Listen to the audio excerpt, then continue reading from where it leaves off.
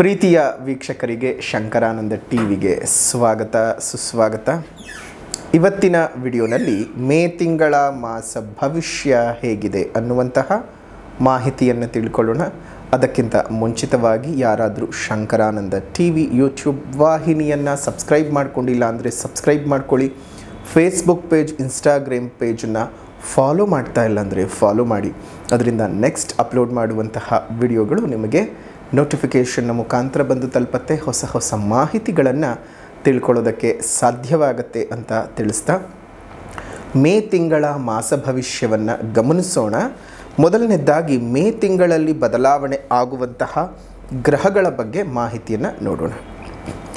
ಈ ಮೇ ತಿಂಗಳಿನಲ್ಲಿ ಬಹಳ ತುಂಬ ದೊಡ್ಡದಾಗಿರ್ತಕ್ಕಂತಹ ಪರಿವರ್ತನೆಗಳು ನಡೀತಾ ಇದ್ದಾವೆ.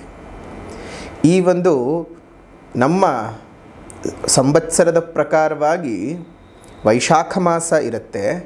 ವೈಶಾಖ ಮಾಸ ಜೊತೆಗೆ ನಮ್ಮ ಕ್ಯಾಲೆಂಡರ್ನ ಪ್ರಕಾರ 5ನೇ ತಿಂಗಳು, ಪಂಚಾಂಗದ ಪ್ರಕಾರ 2ನೇ ತಿಂಗಳು. ಈ ತಿಂಗಳಲ್ಲಿ ಬಹಳ ದೊಡ್ಡದಾಗಿರ್ತಕ್ಕಂತಹ ಪರಿವರ್ತನೆಗಳು ನಡೀತಾ ಇರತಕ್ಕಂಥದ್ದು. ಮೊದಲನೆಯದಾಗಿ ತುಂಬ ದಿವಸಗಳಿಂದ, ಒಂದು ವರ್ಷಗಳಿಂದ ಕಾಯ್ತಾ ಇದ್ದಂತಹ ಗುರುಗ್ರಹ ಬದಲಾವಣೆ ಆಗಿ ಹಲವು ರಾಶಿಗಳಿಗೆ ಗುರುಬಲ ಬರುವಂತಹದ್ದು, ಹಲವು ರಾಶಿಗಳಿಗೆ ಗುರುಬಲ ಹೋಗುವಂತಹದ್ದು ನಡೆಯುತ್ತೆ. ಅದೇ ರೀತಿಯಾಗಿ 18ನೇ ತಾರೀಕಿನಂದು ರಾಹುಕೇತುಗಳ ಪರಿವರ್ತನೆ. ಬಹಳ ವಿಶೇಷವಾಗಿದೆ ಈ ತಿಂಗಳು. ನೋಡಿ, 6ನೇ ತಾರೀಕು 5ನೇ ತಿಂಗಳು 2025ಕ್ಕೆ ಮೇಷರಾಶಿಗೆ ಬುಧನ ಪರಿವರ್ತನೆಯಾಗ್ತಾ ಇದೆ. ಅದೇ ರೀತಿಯಾಗಿ 14ನೇ ತಾರೀಕು 5ನೇ ತಿಂಗಳು 2025ಕ್ಕೆ ವೃಷಭ ರಾಶಿಗೆ ರವಿ ಪ್ರವೇಶ ಮಾಡ್ತಾ ಇದ್ದಾನೆ. ಮೇಷ ಸಂಕ್ರಮಣವಾಗ್ತದೆ. 14ನೇ ತಾರೀಕು 5ನೇ ತಿಂಗಳು 2025ಕ್ಕೆ ವೃಷಭ ರಾಶಿಗೆ ರವಿ ಪ್ರವೇಶ ಮಾಡ್ತಾ ಇದ್ದಾನೆ. ವೃಷಭ ಸಂಕ್ರಮಣವಾಗುತ್ತೆ. ಇನ್ನು 14ನೇ ತಾರೀಕು 5ನೇ ತಿಂಗಳು 2025ಕ್ಕೆ ಮಿಥುನ ರಾಶಿಗೆ ಗುರು ಪ್ರವೇಶ ಮಾಡ್ತಾ ಇದ್ದಾನೆ. ಗುರು ಮಿಥುನ ರಾಶಿಯನ್ನು ಪ್ರವೇಶ ಮಾಡುವಂತಹ ಸುಸಂದರ್ಭ. ಜೊತೆಗೆ ಇದೇ 14ನೇ ತಾರೀಕಿನಂದೇ ಗುರು ಪರಿವರ್ತನೆ ಆಗುತ್ತಿರುವ ಕಾಲಘಟ್ಟದಲ್ಲೇ ಗುರು ಮಹಾಯಾಗವನ್ನು ಮಾಡ್ತಾ ಇದ್ದೇವೆ. ಎಲ್ಲರೂ ಸಹ ಬಂದು ಗುರು ಮಹಾಯಾಗದಲ್ಲಿ ಪಾಲ್ಗೊಳ್ಳಬಹುದು. ಗುರು ಮಹಾಯಾಗದ ಬಗ್ಗೆ ಇನ್ನಷ್ಟು ಹೆಚ್ಚಿನ ಮಾಹಿತಿಗಳು ಬೇಕಾಗಿದ್ದರೆ ಇಲ್ಲೇ ಇರುವಂತಹ ಫೋನ್ ನಂಬರ್ಗೆ ಫೋನ್ ಮಾಡಿ ಅಥವಾ ವಾಟ್ಸಪ್ನಲ್ಲಿ ಮೆಸೇಜ್ ಮಾಡಿ, ನಿಮಗೆ ಸಂಪೂರ್ಣವಾದ ಮಾಹಿತಿಯನ್ನು ತಿಳಿಸ್ತಾರೆ. ನಡೀತಿರುವಂತಹ ಸ್ಥಳ ನಮ್ಮ ಕನಕಪುರ ರಸ್ತೆಯ ಕಗ್ಗಲಿಪುರದಲ್ಲಿರುವಂತಹ ಏಳೂರಿನ ಗ್ರಾಮ ದೇವತೆಯಾಗಿರುವಂಥ ಶ್ರೀ ಪಟಾಲಮ್ಮನವರ ಸನ್ನಿಧಿಯಲ್ಲಿ ನಡೀತಾ ಇದೆ. ಈ ಸನ್ನಿಧಿಯಲ್ಲಿ ತಾವೆಲ್ಲರೂ ಸಹ ಬಂದು ಪಾಲ್ಗೊಳ್ಳಬಹುದು. ಯಾರ್ಯಾರಿಗೆ ಗುರುದೋಷವಿದೆಯೋ ಅಥವಾ ಗುರುವಿನಿಂದ ಇನ್ನಷ್ಟು ಹೆಚ್ಚಿನ ಅನುಗ್ರಹವನ್ನು ಯಾರು ನಿರೀಕ್ಷೆ ಮಾಡ್ತಾ ಇದ್ದೀರೋ ಅವರು ಪೂಜೆ ಮಾಡಿಸ್ಕೊಳ್ಬಹುದು. ಆ ಪೂಜೆಗೆ ಶುಲ್ಕ 333 ರೂಪಾಯಿಗಳು ಇರುತ್ತವೆ. ಅದೇ ರೀತಿಯಾಗಿ ನೀವು ಸಹ ನಮಗೆ ಸಾಧ್ಯ ಇಲ್ಲ ಅಂತಂದವರು ಏನು ಯೋಚನೆ ಮಾಡುವಂಥ ಅವಶ್ಯಕತೆ ಇಲ್ಲ. ತಾವೆಲ್ಲರೂ ಸಹ ಬಂದು ಅಲ್ಲಿ ಸೇವೆ ಮಾಡಬಹುದು, ದೇವರ ಪೂಜೆಯನ್ನು ನೋಡಬಹುದು, ದೇವರ ಅನುಗ್ರಹಕ್ಕೂ ಸಹ ಪಾತ್ರರಾಗಬಹುದು. ಕೇವಲ ಹಣ ಕಟ್ಟಿದರೆ ಮಾತ್ರ ಬರಬೇಕು ಅಂತ ಏನಿಲ್ಲ, ಕಟ್ಟೋಕ್ಕೆ ಸಾಧ್ಯ ಇಲ್ಲದೆ ಇದ್ದವರು ಸಹ ಬರಬಹುದು. ಇನ್ನು ಅದೇ ರೀತಿಯಾಗಿ 18ನೇ ತಾರೀಕು ಗಮನಿಸಬೇಕು. ಎರಡೆರಡು ಛಾಯಾಗ್ರಹಗಳು 18 ತಿಂಗಳುಗಳ ನಂತರ ಪರಿವರ್ತನೆ ಆಗ್ತಾ ಇದ್ದಾರೆ.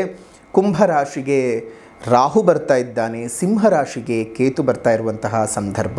23ನೇ ತಾರೀಕಿನಂದು ವೃಷಭ ರಾಶಿಗೆ ಬುಧ ಪ್ರವೇಶ ಮಾಡ್ತಾ ಇದ್ದಾನೆ. ಇನ್ನು 31ನೇ ತಾರೀಕು 5ನೇ ತಿಂಗಳು 2025ಕ್ಕೆ ಮೇಷರಾಶಿಗೆ ಶುಕ್ರ ಪ್ರವೇಶ ಮಾಡ್ತಾ ಇದ್ದಾನೆ. ತನ್ನ ಉಚ್ಚ ಸ್ಥಾನವನ್ನು ತೊರೆದು ತನ್ನ ಮುಂದಿನ ಶುಭ ರಾಶಿಯಾದಂತಹ ಮೇಷರಾಶಿ ಪರಿವರ್ತಿತನಾಗ್ತಾ ಇದ್ದಾನೆ. ಇದಿಷ್ಟು ಈ ತಿಂಗಳಲ್ಲಿ ನಡೆಯುವಂತಹ ಒಂದು ವಿಶೇಷವಾದ ಗ್ರಹಗಳ ಸಂಚಾರ. ಇನ್ನು ನೋಡಿ, ದೀರ್ಘಕಾಲದ ಫಲವನ್ನು ಕೊಡುವಂತಹ ಗುರುವಿನ ಬದಲಾವಣೆಯಾಗ್ತಾ ಇದೆ. ಅದೇ ರೀತಿಯಾಗಿ 18 ತಿಂಗಳ ನಂತರದಲ್ಲಿ ಒಂದು ರಾಹುಕೇತುಗಳ ಸ್ಥಾನ ಪರಿವರ್ತನೆಯಾಗ್ತಾ ಇದೆ. ಇದು ಬಹಳ ದೊಡ್ಡ ಮಟ್ಟದಲ್ಲಿ ಹಲವು ರಾಶಿಗಳ ಮೇಲೆ ಪ್ರಭಾವವನ್ನು ಬೀರುತ್ತೆ. ಯಾವ್ಯಾವ ರೀತಿಯಾದಂತಹ ಪರಿಣಾಮಗಳನ್ನು ಎದುರಿಸಬಹುದು ಈಗ ನೋಡೋಣ. ಕನ್ಯಾ ರಾಶಿಯವರಿಗೆ ನೋಡೋದಾಯಿತು ಅಂದರೆ ಗ್ರಹಸ್ಥಿತಿಗಳು ಯಾವ್ಯಾವ ಸ್ಥಾನದಲ್ಲಿ ಇದೆ ಅನ್ನೋದನ್ನು ಗಮನಿಸೋದಾಯಿತು ಅಂದರೆ, ಇನ್ನು ರಾಹುಕೇತುಗಳು ಕ್ರಮವಾಗಿ 6 ಮತ್ತು 12ನೇ ಮನೆಯಲ್ಲಿ ಸಂಚಾರ ಮಾಡ್ತಾರೆ. ಅದೇ ರೀತಿಯಾಗಿ 7ನೇ ಮನೆಯಲ್ಲಿ ಶನಿ ಶುಕ್ರರು ಸಂಚಾರ ಮಾಡ್ತಾ ಇದ್ದಾರೆ. 9ನೇ ಮನೆಯಲ್ಲಿ ರವಿ ಮತ್ತು ಬುಧರ ಸಂಚಾರವಿದ್ದರೆ 10ನೇ ಮನೆಯಲ್ಲಿ ಗುರುವಿನ ಸಂಚಾರ, 11ನೇ ಮನೆಯಲ್ಲಿ ಕುಜನ ಸಂಚಾರ ಇರತಕ್ಕಂತಹದ್ದು. ಒಟ್ಟಾರೆಯಾಗಿ ನೋಡೋದಾಯಿತು ಅಂತ ಹೇಳಿದ್ರೆ ಈ ಗ್ರಹಗಳ ಸ್ಥಿತಿಗತಿಗಳಿಂದ ಕನ್ಯಾ ರಾಶಿಯವರಿಗೆ ಒಂದಷ್ಟು ಮಿಶ್ರಿತ ಫಲಗಳನ್ನು ನಾವು ಹೇಳೋ ಸಾಧ್ಯತೆಗಳಿದ್ದಾವೆ. ನೋಡಿ, 12ನೇ ಮನೆಯಲ್ಲಿ ಕೇತು ಬರ್ತಾ ಇದ್ದಾನೆ ಅಂತ ಹೇಳಿದ್ರೆ ಈ 12ನೇ ಮನೆಯ ಕೇತು ಪರಮ ಜ್ಞಾನಕಾರಕ, ಮೋಕ್ಷಕಾರಕ. ಇದು ಕೆಲವರಿಗೆ ಮಾತ್ರ ಬಹಳ ತುಂಬ ಒಳ್ಳೆಯದ್ದು. ಹೇಗೆ ಅಂದರೆ ಈ ಆಧ್ಯಾತ್ಮ ಕ್ಷೇತ್ರದಲ್ಲಿ ಇರುವಂಥವರಿಗೆ, ಸಾಧನೆಯನ್ನು ಮಾಡ್ತಾ ಇರುವಂಥವರಿಗೆ, ಒಳ್ಳೆ ರೀತಿಯಾಗಿರ್ತಕ್ಕಂತಹ ಬದುಕಿನ ಒಂದು ದಾರಿಯನ್ನು ನೋಡ್ಕೊಳ್ತಾ ಹೋಗ್ತಾ ಇರುವಂಥವರಿಗೆ ಬಹಳ ಅನುಕೂಲತೆಗಳು ಈ ಒಂದು ಸಂದರ್ಭದಲ್ಲಿ ಸೃಷ್ಟಿ ಆಗ್ತಕ್ಕಂಥದ್ದು. ಆಧ್ಯಾತ್ಮದಲ್ಲಿ ದೊಡ್ಡ ಸಾಧನೆಯನ್ನು ಮಾಡ್ಕೊಳ್ಳೋದಕ್ಕೆ ಅವಕಾಶಗಳು ಆಗುವಂಥದ್ದು. ಜ್ಞಾನವನ್ನು ಹೊಂದೋದಕ್ಕೆ ಇದು ಬಹಳ ಸಕಾಲ ಅಂತಲೇ ಹೇಳಬಹುದು ಕನ್ಯಾ ರಾಶಿಯವರಿಗೆ. ಅದೇ ರೀತಿಯಾಗಿ ನಿಮಗೆ ತೃತೀಯಾಧಿಪತಿ ಲಾಭದಲ್ಲಿ ಇರೋದರಿಂದ ಒಂದಷ್ಟು ಇದ್ದಕ್ಕಿದ್ದ ಹಾಗೆಯೇ ಅಪ್ರಯತ್ನವಾಗಿ ಕೆಲಸ ಕಾರ್ಯಗಳಲ್ಲಿ ಯಶಸ್ಸನ್ನು ನೀವು ನೋಡಬೇಕಾಗಬಹುದು. ಕೆಲವೊಂದು ಅಯ್ಯೋ ನಾನು ಏನೂ ಮಾಡಲೇ ಇಲ್ವಲ್ಲ, ದಿಢೀರಂತ ನನಗೆ ಒಳ್ಳೆಯದಾಗೋಗ್ತಿದೆಯಲ್ಲ ಅನ್ನೋ ಭಾವ ನಿಮಗೆ ಬರುತ್ತೆ. ಇನ್ನು 10ನೇ ಮನೆಯಲ್ಲಿ ಇರ್ತಕ್ಕಂತಹ ಗುರುವಿನ ಪ್ರಭಾವ ಜೊತೆಗೆ ನಿಮಗೆ ಧನಸ್ಥಾನದ ಮೇಲೆ ಗುರುವಿನ ದೃಷ್ಟಿ, 4ನೇ ಮನೆ ಮೇಲೆ ಗುರುವಿನ ದೃಷ್ಟಿ ಇರೋದ್ರಿಂದ ಅನೇಕ ಕಾಯಿಲೆ ಕಸಾಲೆಗಳಿಂದ ನೀವು ಆಚೆ ಬರಬಹುದು. ಏನಾದರೂ ನಿಮಗೆ ಕಾಯಿಲೆಗಳು ಕಾಡ್ತಾ ಇದ್ದರೆ, ರೋಗ ರುಜಿನಗಳು ನಿಮಗೆ ಏನಾದರೂ ಬಾಧೆ ಕೊಡ್ತಾ ಇದ್ದರೆ ಆ ರೋಗ ರುಜಿನಗಳಿಂದ ನೀವು ಆಚೆ ಬರುವಂತಹ ತಿಂಗಳು ಆಗಿರುತ್ತೆ ಈ ಒಂದು ತಿಂಗಳಲ್ಲಿ. ಅದರ ಜೊತೆಗೆ ಒಂದು ಕುಟುಂಬ ಸ್ಥಾನದ ಮೇಲೆ 4ನೇ ಮನೆ ಮೇಲೆ ಬೀಳೋದ್ರಿಂದ ಕುಟುಂಬದಲ್ಲಿರುವಂತಹ ಅನೇಕ ವಿಧದ ಕಿರಿಕಿರಿಗಳು, ತಾಪತ್ರಯಗಳು, ಮಾನಸಿಕವಾದ ಹಿಂಸೆಗಳಿಂದ ನೀವು ಆಚೆ ಬರುವಂತಹ ತಿಂಗಳು ಆಗಿರುತ್ತೆ. ಒಳ್ಳೆಯ ಬೆಳವಣಿಗೆಯನ್ನು ನೀವು ನೋಡೋದಕ್ಕೆ ಈ ಒಂದು ಸಂದರ್ಭದಲ್ಲಿ ಸಾಧ್ಯ ಆಗುವಂತಹದ್ದು. ಯಾಕೆಂದರೆ ನೋಡಿ, ಗುರುವಿನ ಅನುಗ್ರಹ ನಿಮಗೆ ಆ ರೀತಿಯಾಗುತ್ತೆ. ಗುರು ತಾನಿರೋ ಸ್ಥಾನಕ್ಕೆ ಕೆಡಕು ಮಾಡಿದ್ರೂ ನೋಡುವಂತಹ ಸ್ಥಾನಗಳಿಗೆ ಬಹಳ ಶುಭವನ್ನು ತಂದು ಕೊಡ್ತಾನಂತೆ. ಹಾಗಾಗಿ ಗುರುವಿನ ದೃಷ್ಟಿ ಬಹಳ ಮುಖ್ಯ. ಇನ್ನು ಪಂಚಮ ದೃಷ್ಟಿಯು ನಿಮ್ಮ ರಾಶಿಯ ದ್ವಿತೀಯ ಸ್ಥಾನದ ಮೇಲೆ, ಧನಸ್ಥಾನದ ಮೇಲೆ ಬರ್ತಾ ಇರೋದ್ರಿಂದ ನಿಮಗೆ ಒಳ್ಳೆ ರೀತಿಯಾದಂತಹ ಆರ್ಥಿಕ ಅನುಕೂಲತೆಗಳು ಸಹ ಉಂಟಾಗತ್ತೆ ಈ ಒಂದು ಸಂದರ್ಭದಲ್ಲಿ. ಸೊ ಒಟ್ಟಾರೆಯಾಗಿ ಗುರುವಿನಿಂದ ಅನೇಕ ಶುಭ ಫಲಗಳನ್ನು ನೀವು ನಿರೀಕ್ಷೆ ಮಾಡಬಹುದು. ಆದರೆ ನೇರವಾಗಿ ಶನಿ ದೃಷ್ಟಿ ನಿಮ್ಮ ಮೇಲೆ ಬಂದುಬಿಟ್ಟಿದೆ. ಸೊ ಅದರಿಂದ ಏನಾಗುತ್ತೆ, ಒಂದಿಷ್ಟು ಸೋಮಾರಿತನ, ಆಲಸ್ಯ, ಅಯ್ಯೋ ಎಲ್ಲ ಚೆನ್ನಾಗಿದೆಯಲ್ಲ ಬಿಡು ಮಾಡ್ಕೊಳ್ಳೋಣ, ಇವತ್ತು ಯಾಕೋ ಕಷ್ಟ ನಾಳೆ ನೋಡ್ಕೊಳ್ಳೋಣ, ಹೀಗೆ ನಿಮಗೆ ನೀವೇ ಕೆಲಸ ಕಾರ್ಯಗಳಲ್ಲಿ ಅಡ್ಡಿಯನ್ನು ಮಾಡಿಕೊಳ್ಳುವ ಸಾಧ್ಯತೆ ಇದೆ. ನಿಮ್ಮನ್ನು ನೀವು ಸೋಮಾರಿಗಳನ್ನಾಗಿ ಪರಿವರ್ತಿತರನ್ನಾಗಿ ಮಾಡ್ಕೊಂಡ್ಬಿಡ್ತೀರಾ. ಹುಷಾರು ಹುಷಾರು ಹುಷಾರು. ಅದನ್ನು ನೀವೇ ಓವರ್ಕಮ್ ಮಾಡಬೇಕು, ನೀವೇ ಓವರ್ಕಮ್ ಮಾಡ್ಕೋಬೇಕು. ಮಾಡಿಕೊಂಡಾಗ ನಿಮಗೇನಾಗುತ್ತೆ, ಬಹಳ ಚುರುಕಿನಿಂದ ಕೆಲಸಗಳನ್ನು ಮಾಡ್ತೀರಿ, ಒಳ್ಳೆ ರೀತಿಯಾದ ಬೆಳವಣಿಗೆಯನ್ನು ನೋಡೋದಕ್ಕೆ ಸಾಧ್ಯವಾಗುತ್ತೆ. ನಿಮ್ಮ ಕೆಲಸ ಕಾರ್ಯಗಳಲ್ಲಿ ನೀವೇ ಅಡ್ಡಿ ಆತಂಕಗಳನ್ನು ಸೃಷ್ಟಿ ಮಾಡ್ಕೊಳ್ತೀರಿ. ಆ ರೀತಿಯಾಗಿ ಮಾಡ್ಕೊಳ್ಳೋಕೆ ಹೋಗೋದು ಬೇಡ. ಇನ್ನು ಮಕ್ಕಳೊಟ್ಟಿಗೆ ಇದ್ದಂತಹ ಅನೇಕ ಭಿನ್ನಾಭಿಪ್ರಾಯಗಳು ಸರಿ ಹೋಗುವಂಥದ್ದು, ಸಾಂಸಾರಿಕ ಜೀವನ ಚೆನ್ನಾಗಿ ಆಗುತ್ತೆ, ಕುಟುಂಬದಲ್ಲಿ ಒಳ್ಳೆಯ ಬೆಳವಣಿಗೆಗಳು, ಕುಟುಂಬದಲ್ಲಿ ಶುಭ ಕಾರ್ಯಗಳು ನಡೆಯತಕ್ಕಂತಹದ್ದು ಆಗತ್ತೆ. ಅತ್ಯುತ್ತಮವಾದಂತಹ ಯೋಗದ ಫಲಗಳು ಇರುವಂಥದ್ದು. ಅಷ್ಟು ಮಾತ್ರ ಅಲ್ಲ, ಇನ್ನು ವಿದ್ಯಾರ್ಥಿಗಳ ವಿಚಾರ ಅಂತ ಬಂದಾಗ ವಿದ್ಯಾರ್ಥಿಗಳಿಗೆ, ಅದರಲ್ಲೂ ಹೈಯರ್ ಸ್ಟಡೀಸನ್ನು ಮಾಡ್ತಾ ಇರ್ತಕ್ಕಂತಹ ವಿದ್ಯಾರ್ಥಿಗಳಿಗೆ ನಿಮ್ಮ ವಿದ್ಯಾಪ್ರಾಪ್ತಿ ಬಹಳ ಚೆನ್ನಾಗಿ ಆಗತಕ್ಕಂತಹದ್ದು. ಎಷ್ಟು ಚೆನ್ನಾಗಾಗತ್ತೆ ಅಂತ ಹೇಳಿದ್ರೆ, ಅಯ್ಯೋ ನನ್ನ ಮಗ ಏನೂ ಓದಲ್ಲ ರೀ, ಏನೂ ಮಾಡಲ್ಲ ರೀ ಅಂತ ಹೇಳ್ತಿರ್ತಾರೆ. ಆದರೆ ಅವರೇ ಡಿಸ್ಟಿಂಕ್ಷನ್ನು, ಟಾಪ್ ರ್ಯಾಂಕಿಂಗ್ ಎಲ್ಲ ತಗೊಳ್ಳುವಂತಹ ಸಾಧ್ಯತೆಗಳಿದೆ. ಕೆಲವರಿಗೆ ಹೇಗಂದರೆ, ಅವರಿಗೆ ಕೂತ್ಕೊಂಡು ಓದಿದರೆ ಅವರಿಗೆ ತಲೆಗೆ ಹೋಗೋದಿಲ್ಲ.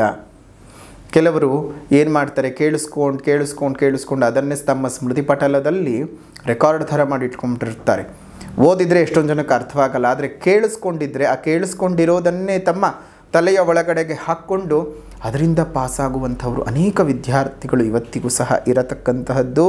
ಸೊ ಹಾಗಾಗಿ ಮಕ್ಕಳು ಪುಸ್ತಕನೇ ಓದಬೇಕು ಅಂತಿಲ್ಲ, ಅವ್ರು ಎಷ್ಟು ಮನನ ಮಾಡಿಕೊಂಡಿದ್ದಾರೆ ಅನ್ನುವಂಥದ್ದು ಮುಖ್ಯ. ನಿಮ್ಮ ಮಕ್ಕಳು ಎಂತಹ ವಿದ್ಯೆಯನ್ನು ಮನನ ಮಾಡಿಕೊಂಡಿದ್ದಾರೆ ಅದರ ಆಧಾರದ ಮೇಲೆ ಅವರಾಗ ಒಂದು ರಿಸಲ್ಟ್ಗಳು ನಿಂತಿರುತ್ತೆ ಅಲ್ವಾ.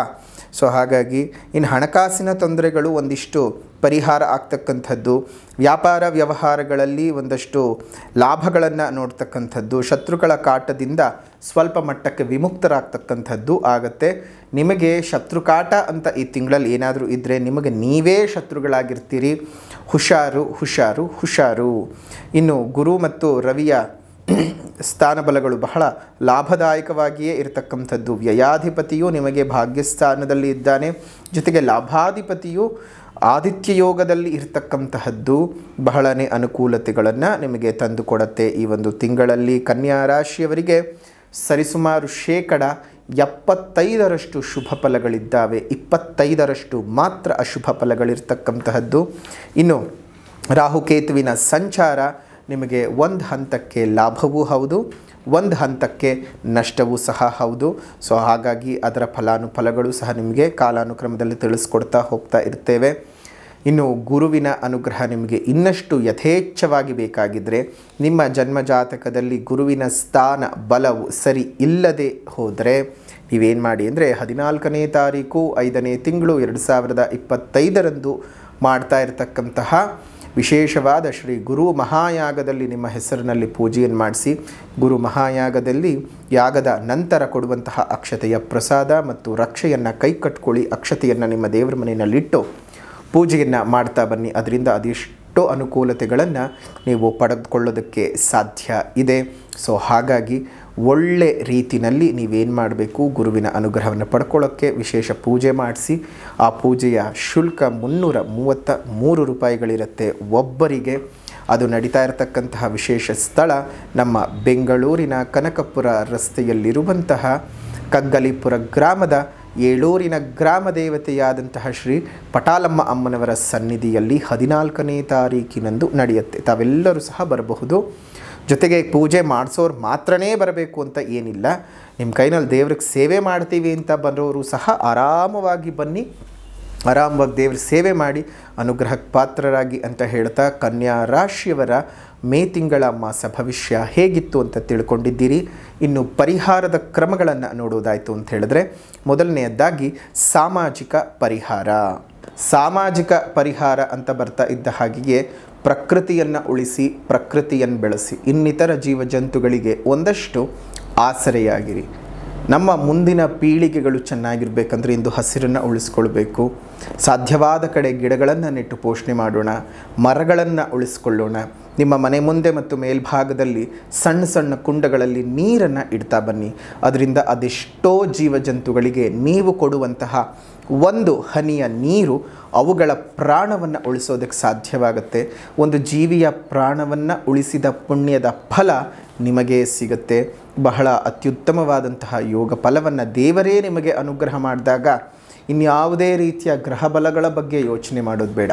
ಅದಕ್ಕೆ ನಾವು ನಮ್ಮ ಪ್ರತಿ ವಿಡಿಯೋನಲ್ಲೂ ಹೇಳ್ತಿರ್ತೀವಿ, ಗ್ರಹ ಬಲಕ್ಕಿಂತ ದೈವ ಬಲ ದೊಡ್ಡದು, ದೈವ ಬಲವನ್ನು ಪಡ್ಕೊಳ್ಳೋದ್ರಲ್ಲಿ ನೀವು ಮುಂದುವರಿತಾ ಹೋಗಿ ಅಂತ ಹೇಳ್ತಾ ಇರ್ತೀವಿ. ಆದರೆ ತುಂಬ ಜನ ಮಾಡ್ತಾ ಇದ್ದೀರಿ, ತುಂಬ ಜನ ಮಾಡ್ತಾ ಇಲ್ಲ.